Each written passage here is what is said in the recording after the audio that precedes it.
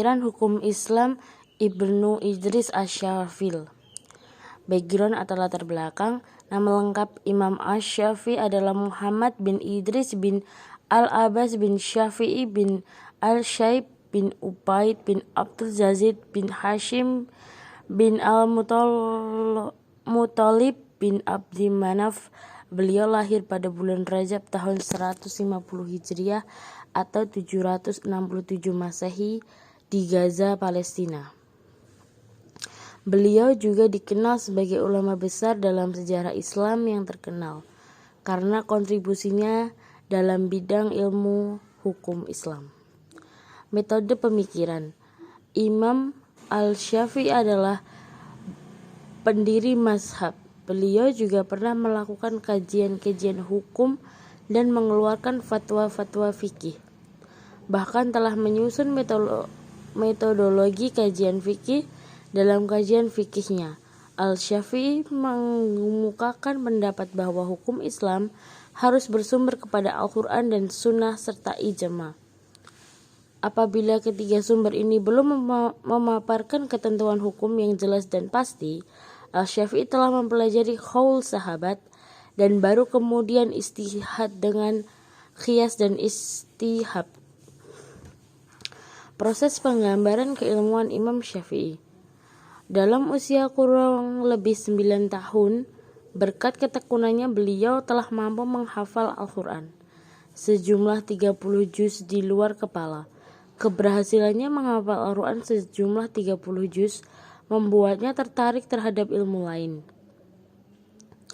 Hal ini bisa kita lihat bagaimana ketekunannya mempelajari prosa dan puisi, syair-syair dan sajak bahasa Arab klasik.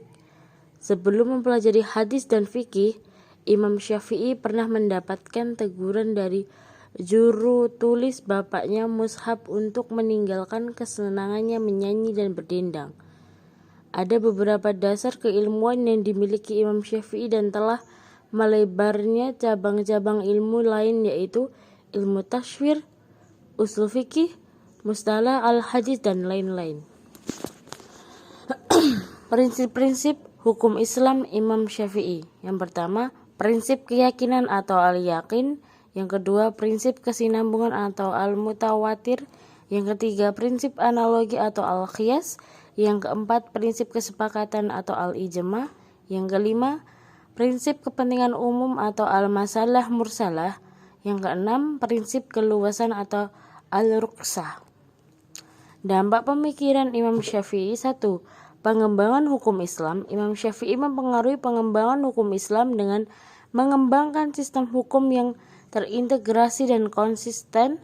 Yang kedua, pengaruh di Indonesia. Mazhab Syafi'i memiliki pengaruh yang kuat di Indonesia yang mayoritas penduduknya beragama Islam. Yang ketiga, pendidikan Islam. Imam Syafi'i memberikan sumbangan yang tidak kurang hebatnya dalam bidang pendidikan. Yang keempat, pengembangan mazhab Syafi'i. Imam Syafi'i mempengaruhi perkembangan mazhab Syafi'i yang menjadi salah satu mazhab untuk Islam yang paling terkenal dan dipengaruhi. Yang kelima, pengaruh pada umat Islam. Imam Syafi'i mempengaruhi umat Islam dengan mengembangkan sistem hukum yang terintegrasi dan konsisten.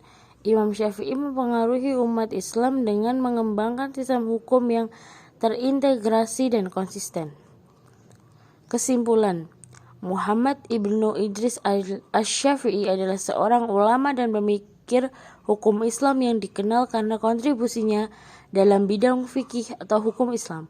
Pemikirannya memainkan peranan penting dalam pengembangan metodologi hukum Islam yang sistematis dan rinci.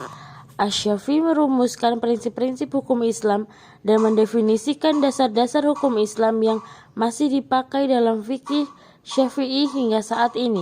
Kesimpulannya, pemikiran hukum Islam Muhammad Ibnu Idris Asy-Syafi'i sangat berpengaruh dalam pengembangan hukum Islam dan metodologi fikih.